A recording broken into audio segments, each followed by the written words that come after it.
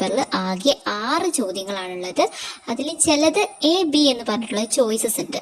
Okay, 2 എണ്ണത്തിൽ അങ്ങനത്തെ ഒരു ചോയ്സ് വരുന്നുണ്ട്. അതിൽ നിങ്ങൾക്ക് ഇഷ്ടമുള്ള ഏതെങ്കിലും ഒന്ന് എഴുതിയാൽ മതി. ഓക്കെ അല്ലേ? ഇനി നമുക്ക് നേരെ ക്വസ്റ്റ്യനിലോട്ട് പോകാം. A ചോദ്യമാണ്, examine the food chain given below and write down the correct one. അപ്പോൾ താഴെ കൊടുത്തതിൽ കുറച്ച് ഫുഡ് ചെയിൻ ആണ് ഇവിടെ താഴെ കൊടുത്തത്. അതിൽ കറക്റ്റ് ആയിട്ടുള്ളത് തിരഞ്ഞെടുത്ത് എഴുതാനാണ് പറഞ്ഞത്. A നോക്കിക്കേ, ഗ്രാസ്, ടൈഗർ, കൗ. പിന്നെ B, grass, grasshopper, frog, snake. പിന്നെ C, grass, grasshopper, rabbit, fox. പിന്നെ D, grass, leopard, frog, rabbit, eagle. അപ്പോൾ ഇവിടുത്തെ കറക്റ്റ് ആയിട്ടുള്ള ആൻസർ ഏതാണ്? സിമ്പിൾ ആണല്ലേ? അത് കണ്ടാൽ തന്നെ നിങ്ങൾക്ക് മനസ്സിലാവും B ആണ് കറക്റ്റ് ആയിട്ടുള്ള ആൻസർ. കാരണം ഗ്രാസ് കഴിക്കുന്നത് ഗ്രാസ് ഹോപ്പർ ഉണ്ട്, ഗ്രാസ് ഹോപ്പറിനെ കഴിക്കാൻ ഫ്രോഗ് ഉണ്ട്, ഫ്രോഗിനെ കഴിക്കാൻ സ്നേക്ക് ഉണ്ട്. ഇനി ഇവിടുത്തെ B ചോദ്യമാണ്, explain the change that will happen in the food chain when the number of Indian rat snake decreases. അപ്പോൾ ഇവിടുത്തെ ഈ ഒരു ഫുഡ് ചെയിൻ ഇവിടെ കൊടുത്തിട്ടുണ്ട്. Paddy, rat, rat snake, eagle. അപ്പം ഇതിൽ നിന്ന് ഈ റാറ്റ് സ്നേക്ക് കുറഞ്ഞു പോവുകയാണെങ്കിൽ, ഡിക്രീസ് ആവുകയാണെങ്കിൽ എന്താണ് അവിടെ സംഭവിക്കുന്നത് എന്നാണ് ചോദ്യം. എന്ന് നമുക്ക് പറയാം ഇവിടെ റാറ്റില്ലേ, ആ ഒരു റാറ്റ് സ്നേക്ക് ഇവിടെ കുറയുകയാണെങ്കിൽ റാറ്റിൻ്റെ എണ്ണം ക്രമേണ വർദ്ധിക്കാൻ തുടങ്ങും. ഇവിടുത്തെ ആൻസർ ആയിട്ട് നമുക്ക് പറയാം, when rat snake decreases number of rat get increases so there comes decrease in paddy. എന്താണ് ഇവിടെ പറഞ്ഞത്? ഈ എലികളുടെ എണ്ണം ഇങ്ങനെ കൂടുന്നതിനനുസരിച്ച് അവർക്കൊക്കെ കഴിക്കാൻ പാഡി വേണ്ടേ. അപ്പോൾ കുറേ എലികൾ ഉണ്ടാകുമ്പോൾ ഈ നമ്പർ ഓഫ് പാഡി, ഈ ഭക്ഷണത്തിന് അവിടെ ഷോർട്ടേജ് വരികയാണ് ചെയ്യുന്നത്, പാഡി അവിടെ കുറയാണ് ചെയ്യുന്നത്. ഓക്കെ, ഇനി അടുത്ത C ചോദ്യമാണ്, prepare A food web including the organism given below. താഴെ കൊടുത്തിട്ടുള്ള ഈ ഓർഗാനിസം ഒക്കെ ബേസ് ചെയ്തിട്ട് ഒരു ഫുഡ് വെബ് ക്രിയേറ്റ് ചെയ്യാണ്. ഫുഡ് ചെയിൻ അല്ല, ഫുഡ് വെബാണ് നിങ്ങൾ ക്രിയേറ്റ് ചെയ്യേണ്ടത്. അപ്പം ഇതിൻ്റെ ആൻസർ ആയിട്ട് ഈ ഒരു രീതിയിലിട്ട് നിങ്ങൾ ഇവിടെ ചെയ്ത് നോക്കിയാൽ മതി. 2 ഫുഡ് ചെയിനുകൾ ഒരുമിച്ച് നിങ്ങളുടെ ഇഷ്ടത്തിൽ നിങ്ങൾ ചെയ്യാം, നിങ്ങളുടേതായിട്ടുള്ള രീതിയിലൊക്കെ നിങ്ങൾക്ക് ഇവിടെ ചെയ്യാവുന്നതാണ് കേട്ടോ. ഇനി അടുത്ത ചോദ്യത്തിലേക്ക് പോകാം. 2ാമത്തെ ചോദ്യമാണ്.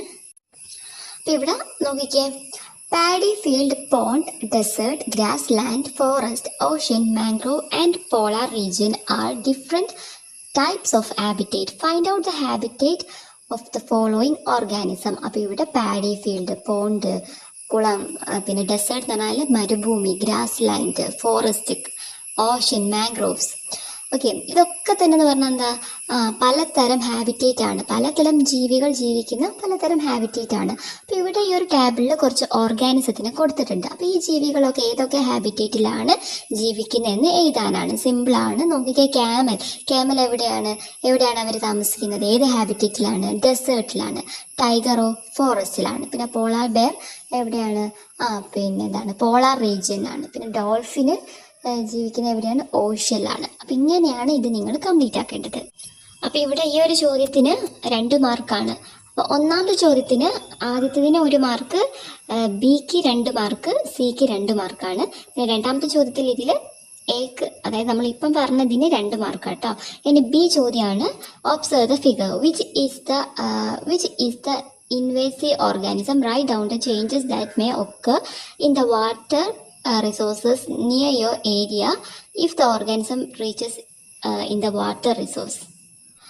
അപ്പോൾ ഇവിടുത്തെ ചോദ്യം എന്താണെന്ന് വെച്ചാൽ, ഈ ഒരു ഓർഗാനിസത്തിൻ്റെ പേരെന്താണ്, ഈ നമ്മളുടെ ആ ഒരു പിന്നെ പോണ്ടിലൊക്കെ എത്തിപ്പെട്ടാലുള്ള അവസ്ഥ എന്താണെന്ന് എഴുതാനാണ് പറഞ്ഞത്. ഓക്കെ, ഏതാണ് ഈ ഓർഗാനിസം? ആഫ്രിക്കൻ മുഷിയാണല്ലേ, അല്ലെങ്കിൽ ആഫ്രിക്കൻ കാറ്റ് ഫിഷ് എന്ന് പറയും.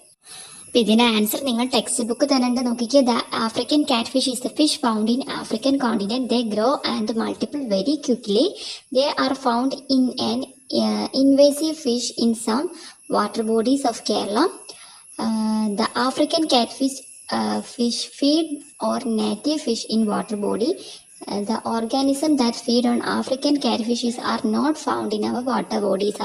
ഇവിടെ എന്താണ് പറഞ്ഞത്? ഈ ആഫ്രിക്കൻ കാറ്റ് ഫിഷ് അല്ലെങ്കിൽ ഇമുഷി എന്ന് പറയുന്നത് ഒരു ഇൻവേസീവ് ആയിട്ടുള്ള ഒരു ഫിഷാണ്. ഇൻവേസീവ് എന്ന് പറഞ്ഞാൽ ഒരു അധിനിവേശ ജീവി. ഓക്കെ, അപ്പം ഇത് നമ്മളുടെ കുളത്തിൽ വരികയാണെങ്കിൽ അതെന്ത് ചെയ്യും? പെട്ടെന്ന് ബാക്കിയുള്ള ആ ഒരു പോണ്ടിലുള്ള മറ്റ് ഫിഷുകളെ പെട്ടെന്ന് ഭക്ഷണമാക്കാൻ തുടങ്ങുകയും ഇതിനെ ഭക്ഷണമാക്കുന്ന ജീവികൾ പോണ്ടിൽ ഉണ്ടാവില്ല. അതായത് ഈ ഒരു മുഷി എന്ന് പറഞ്ഞുള്ള ഈ ഒരു ഇതിനെ ഭക്ഷണമാക്കാൻ ആ കുളത്തിൽ വേറെ ജീവികളില്ല. അതുകൊണ്ട് ഈ മുഷി പെട്ടെന്ന് പെരുകാൻ തുടങ്ങും. ഓക്കെ, അത് പെട്ടെന്ന് പെരുകാൻ തുടങ്ങുകയും ആ പോണ്ടിലുള്ള മറ്റ് ഫിഷുകളെയും ജീവികളൊക്കെ എന്ത് ചെയ്യാൻ തുടങ്ങും? ഇവ ഭക്ഷണമാക്കാൻ തുടങ്ങും. അതാണ് ഈ ഒരു ആഫ്രിക്കൻ കാറ്റ് ഫിഷിന്റെ ഒരു പ്രത്യേകത എന്ന് പറയുന്നത്. ഇനി ഇവിടുത്തെ സി ചോദ്യമാണ്, the table given below shows the colour in the plant and the pigment responsible for the colours. Examine the table and find out the correct pair from the option. അപ്പൊ ഇവിടെ തന്നിട്ടുള്ളത് എന്തൊക്കെയാണ്? നമ്മളുടെ ആ ഒരു ചെടികൾക്കൊക്കെ നിറം കൊടുക്കുന്ന നിറവും അതേപോലെ അത് കൊടുക്കുന്ന കുറച്ച് പിഗ്മെന്റും ആണ് കൊടുത്തിട്ടുള്ളത്. അപ്പൊ ഇവിടെ കറക്റ്റ് ആയിട്ടല്ല ഇത് അറേഞ്ച് ചെയ്തത്, അത് കറക്റ്റായിട്ട് അറേഞ്ച് ചെയ്യാനാണ് പറഞ്ഞത്. അപ്പൊ അത് നിങ്ങൾ നന്നായിട്ട് പഠിച്ചിട്ടുണ്ടെങ്കിൽ എളുപ്പത്തിൽ തന്നെ നിങ്ങൾക്ക് പറയാം. ഇവിടെ ഗ്രീൻ കളർ കൊടുക്കുന്ന പിഗ്മെന്റ് ആണ് ക്ലോറോഫിൽ. സിമ്പിൾ ആണല്ലേ? പച്ച നിറമൊക്കെ ക്ലോറോഫിൽ ആണ് കൊടുക്കുന്നത്. പിന്നെ റെഡ് നിറം കൊടുക്കുന്നത് ഏതാണ്? റെഡ് നിറം ആന്തോസിയാനിനാണ് കൊടുക്കുന്നത്. പിന്നെ ഓറഞ്ച് നിറം കൊടുക്കുന്നത് ഏതാണ്? പിന്നെ കെറോട്ടിനാണ്. പിന്നെ യെല്ലോ കൊടുക്കുന്നത് സാന്തോഫിലാണ്. ഇങ്ങനെയാണ് കറക്റ്റായിട്ട് വരുന്നത്. അപ്പൊ ഇവിടുത്തെ കറക്റ്റ് ആയിട്ടുള്ള ഓപ്ഷൻ എന്ന് പറയുന്നത് സി ആണ്. സി ആണ് കറക്റ്റ് ഓപ്ഷൻ. അപ്പൊ സി എന്ന് നിങ്ങൾ ടിക്ക് മാർക്ക് ഇടുക. ഇനി മൂന്നാമത്തെ ചോദ്യമാണ് A. Figure 1 and 2 shows the gaseous exchange that take place in plant during day and night. Observe figure 2 and write down the gases A and B. അപ്പൊ ഇവിടെ രണ്ട് ചിത്രങ്ങൾ തന്നിട്ടുണ്ട്, എയും ബിയും. അത് രാവിലെയും രാത്രിയും നടക്കുന്ന പ്ലാന്റ്സിൽ നടക്കുന്ന ഗ്യാഷ്യസ് എക്സ്ചേഞ്ചിനെയാണ് ഇവിടെ കാണിച്ചിട്ടുള്ളത്. അപ്പൊ എ അവിടെ ഓൾറെഡി കൊടുത്തിട്ടുണ്ട് എന്തൊക്കെ നടക്കുന്നുണ്ടെന്ന്. ബിയില് അവിടെ എ ബി എന്ന് പറഞ്ഞിട്ട് അവിടെ വിട്ടിട്ടുണ്ട്. അത് നിങ്ങൾ കറക്റ്റ് ആയിട്ട് പൂരിപ്പിക്കാനാണ്. അതായത് രാത്രി പ്ലാന്റ്സ് ഒക്കെ എന്താണ് അബ്സോർബ് ചെയ്യുന്നത്, എന്താണ് പുറത്തേക്ക് വിടുന്നതെന്ന് നിങ്ങൾ എഴുതണം. എന്തായിരുന്നു അബ്സോർബ് ചെയ്യുന്നത് രാത്രി? അതെ, രാത്രി അവര് അബ്സോർവ് ചെയ്യുന്നത് നമ്മൾ മനുഷ്യന്മാരെ പോലെ തന്നെ ഓക്സിജൻ ആണ് പ്ലാന്റ്സ് ഉള്ളിലേക്ക് എടുക്കുന്നത്. റിലീസ് ചെയ്യുന്നത് എന്താണ്? കാർബൺ ഡൈ ഓക്സൈഡും ആണ്. ഇവിടെ എ എന്ന് പറയുന്നത് ഓക്സിജൻ ആണ്, ബി എന്ന് പറയുന്നത് കാർബൺ ഡൈ ഓക്സൈഡ് ആണ്. ഈ ഒരു ചോദ്യത്തിന് ഇവിടെ നിങ്ങൾക്ക് 2 മാർക്കാണ് ലഭിക്കുന്നത്. രണ്ടാമത്തെ ചോദ്യത്തിന്റെ ഞാൻ മാർക്കിൻ്റെ അത് പറഞ്ഞിട്ടുണ്ടായിരുന്നോ? ഇല്ല എന്ന് തോന്നുന്നു അല്ലേ? അപ്പോൾ രണ്ടാമത്തെ ചോദ്യത്തിന് എക്ക് 2 മാർക്ക്, ബിക്ക് 2 മാർക്ക്, പിന്നെ സിക്ക് 1 മാർക്ക്. ഇങ്ങനെയാണ് മാർക്ക് ഡിസ്ട്രിബ്യൂഷൻ രണ്ടാമത്തെ ചോദ്യത്തിന്റെ. ഓക്കെ, അപ്പൊ ഇവിടെ ഇനി അടുത്ത ചോദ്യം നോക്കാം, ബി ചോദ്യം.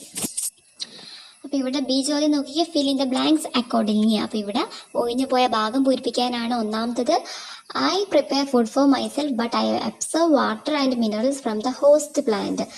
ഇവിടെ എന്താണ് പറഞ്ഞത്? ഞാൻ സ്വയം പ്രിപ്പയർ ചെയ്യുന്നുണ്ട്, പക്ഷെങ്കിൽ എനിക്ക് ആവശ്യമായിട്ടുള്ള മിനറൽസും വാട്ടറും ഒക്കെ ഹോസ്റ്റ് പ്ലാന്റിൽ നിന്നാണ് ഞാൻ അബ്സോർബ് ചെയ്യുന്നത്. അപ്പൊ അതാരായിരുന്നു? അത് എങ്ങനത്തെ പ്ലാന്റ്സ് ആയിരുന്നു? അല്ലെ, ലൊറാന്തസ് ആയിരുന്നു. ഇത്തിൽക്കണ്ണിയാണ് ഇങ്ങനെ ചെയ്യുന്നത്. അവർ ഏത് പ്ലാന്റിന്റെ മുകളിലാണോ നിൽക്കുന്നത് അവരവിടെ വളരാൻ തുടങ്ങും. ഓക്കെ, പക്ഷെങ്കിൽ അവര് സ്വന്തമായിട്ടാണ് ഫുഡൊക്കെ പ്രിപ്പയർ ചെയ്യുന്നത്. ഫോട്ടോസിന്തസിസ് വഴി സ്വന്തമായിട്ട് ഫുഡ് പ്രിപ്പയർ ചെയ്യുന്നുണ്ട്.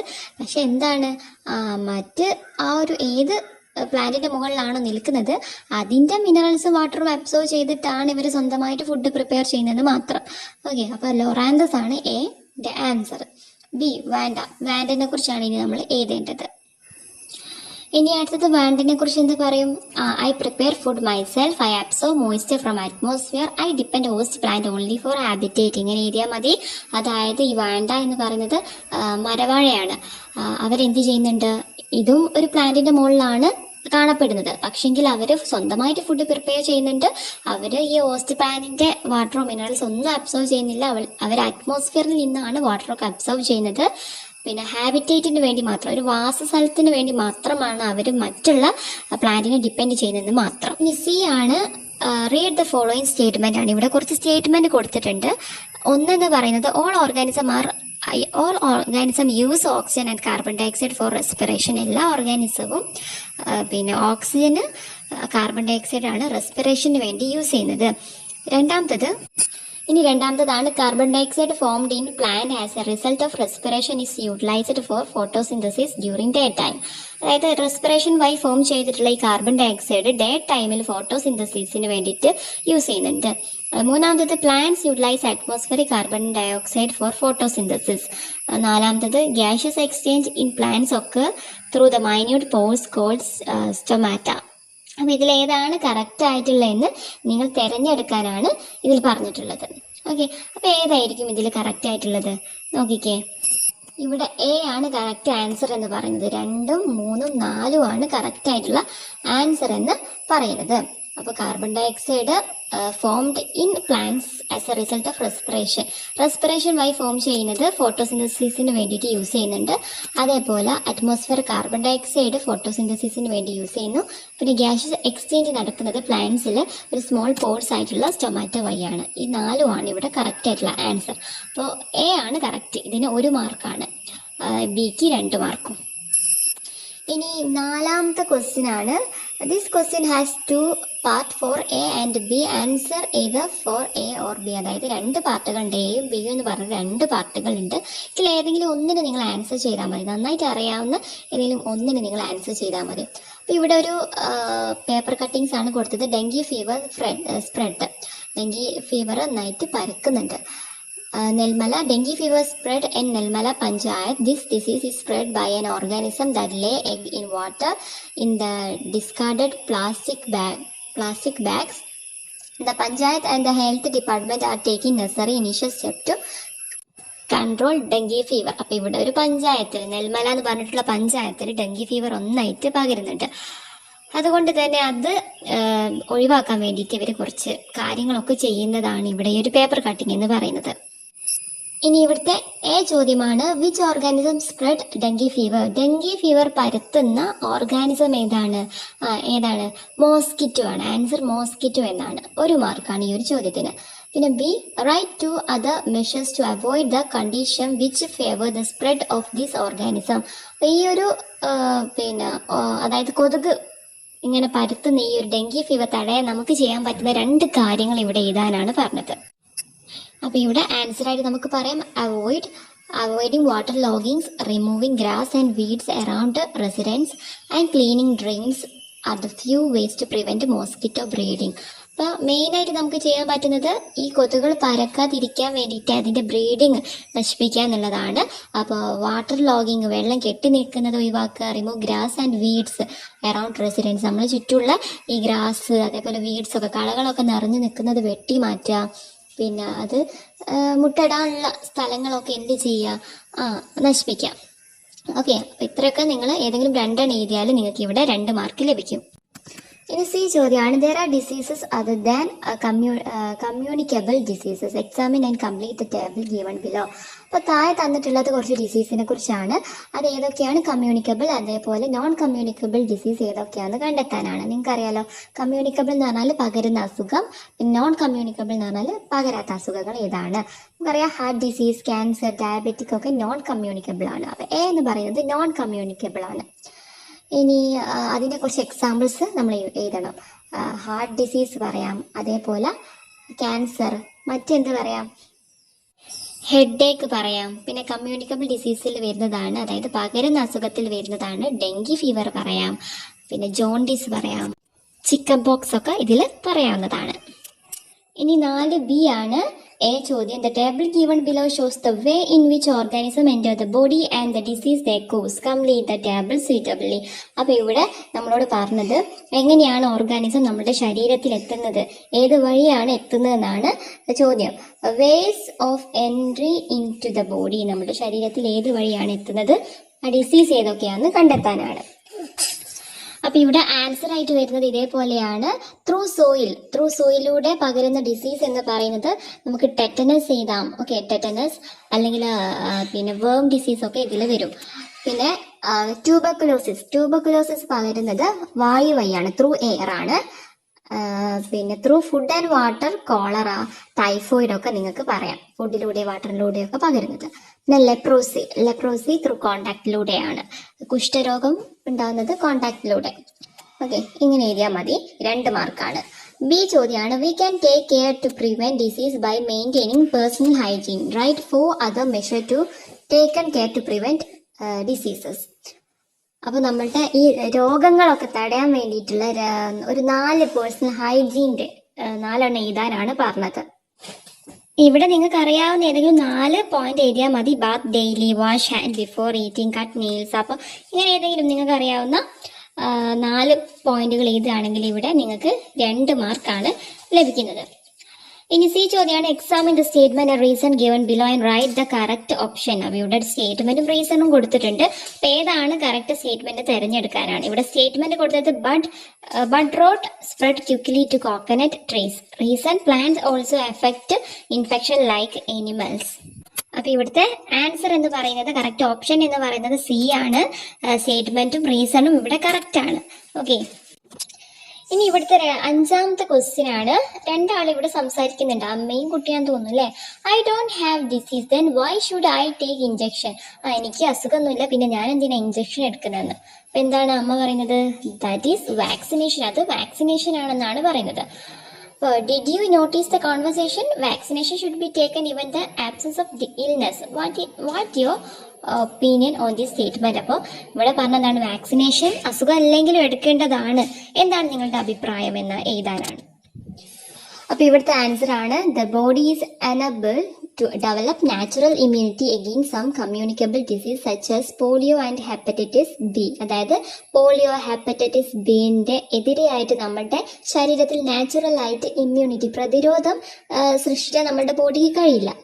We need to take vaccination to avoid such diseases. Through this, it will be possible to gain immunity. അപ്പം അതിന് എതിരെയായിട്ട്, ഇങ്ങനത്തെ ഡിസീസിനെതിരെയായിട്ട് നമ്മൾ വാക്സിനേഷൻ എടുക്കണം.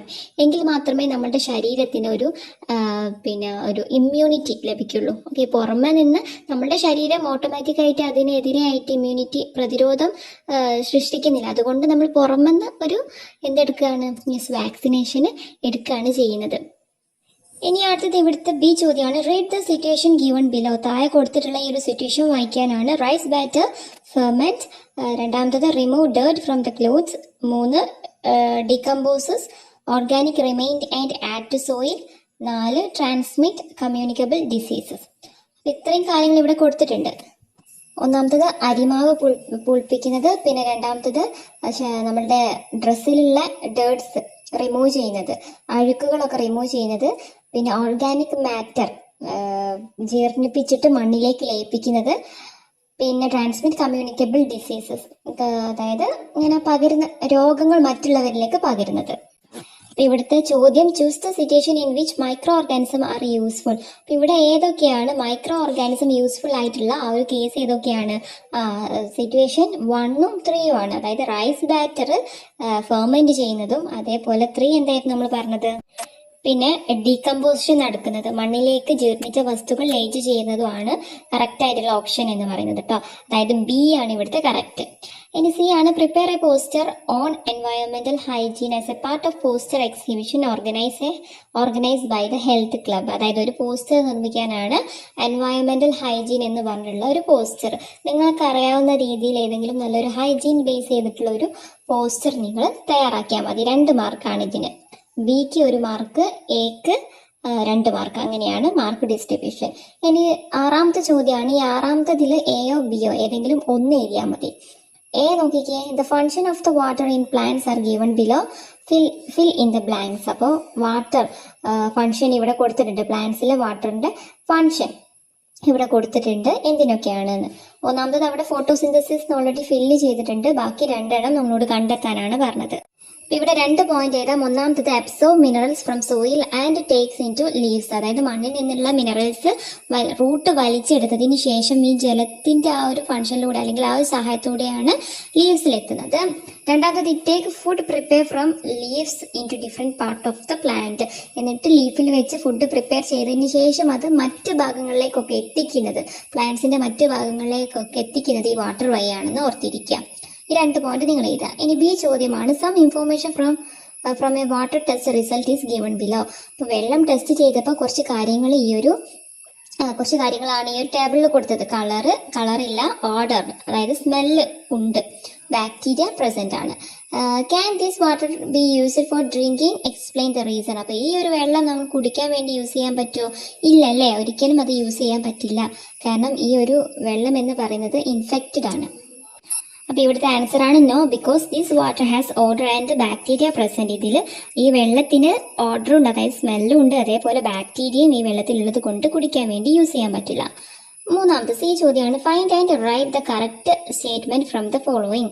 താഴെ കൊടുത്തതിൽ കറക്റ്റ് സ്റ്റേറ്റ്മെന്റ് കണ്ടെത്തി എഴുതാനാണ്. എന്ന് പറയുന്നത് the heart contain the most water in the human body.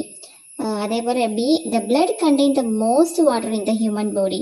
C the bone contain the most water in the human body. C the brain contain the most water in the human body. അപ്പോൾ ഇവിടുത്തെ correct ആയിട്ടുള്ള statement ഏതാണ്?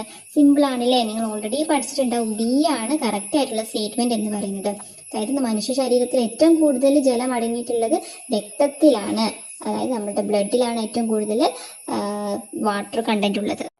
ഇനി 6B ആണ്, last ചോദ്യമാണ്. Various stages of water purification R given below, write them in order. അപ്പൊ ഇവിടെ പിന്നെ നമ്മുടെ വാട്ടർ പ്യൂരിഫിക്കേഷന്റെ ഡിഫറെന്റ് സ്റ്റെപ്പുകൾ കൊടുത്തിട്ടുണ്ട്. അത് കറക്റ്റ് ആയിട്ട് എഴുതാനാണ് പറഞ്ഞത്. It permit impurity to settle, it filter large impurities, it destroy pathogen, it filter using different layered sieves. അപ്പോൾ ഇവിടെ എങ്ങനെയാണ് നമ്മൾ കറക്റ്റ് ആയിട്ട് ഓർഡറിൽ എഴുതേണ്ടത്? അപ്പോൾ ഇവിടെ കറക്റ്റ് ഓർഡർ എന്ന് പറയുന്നത് ആദ്യം വരുന്നത് ഫിൽറ്റർ ലാർജ് ഇംപ്യൂരിറ്റി ആണ്. വലിയ വലിയ മാലിന്യങ്ങൾ ആദ്യം അരിച്ചു മാറ്റുന്നുണ്ട്. പിന്നെ it permit impurity to settled. അതിനുശേഷം ചെറിയ ഇംപ്യൂരിറ്റി ഒക്കെ സെറ്റിൽ ഡൗൺ ചെയ്യാൻ വേണ്ടി അടിഞ്ഞുകൂടാൻ വെക്കുന്നുണ്ട്. പിന്നെ മൂന്നാമത്തെ filter using different layered of sieves, പലതരം അരിപ്പകൾ ഉപയോഗിച്ചിട്ട് അരിച്ചു മാറ്റുന്നുണ്ട്. ലാസ്റ്റ് വൺ ഡിസ്ട്രോയ് പാത്തോജൻ അതായത് കീടാണുക്കളെ നശിപ്പിക്കുന്നുണ്ട്. ഇതാണ് ഇതിന്റെ കറക്റ്റ് ആയിട്ട് ഇതേ ഓർഡറിലാണ് എഴുതേണ്ടത്. ഇങ്ങനെ എഴുതുകയാണെങ്കിൽ നിങ്ങൾക്ക് ഇവിടെ 2 മാർക്കാണ് ലഭിക്കുന്നത്. ഇനി ബി ചോദ്യമാണ്. The ability of object to float on water enable us to travel on a raft. Write 2 other situations where this ability is used. ഇവിടെ പറഞ്ഞതാണ് ഈ വെള്ളത്തിൽ പൊങ്ങി കിടക്കാനുള്ള ഈ ഒരു കഴിവിനെ നമ്മൾ ട്രാവൽ ചെയ്യാനൊക്കെ റാഫ്റ്റിൽ തോണിയിലൊക്കെ ട്രാവൽ ചെയ്യാൻ വേണ്ടിയിട്ട് യൂസ് ചെയ്യുന്നുണ്ട്.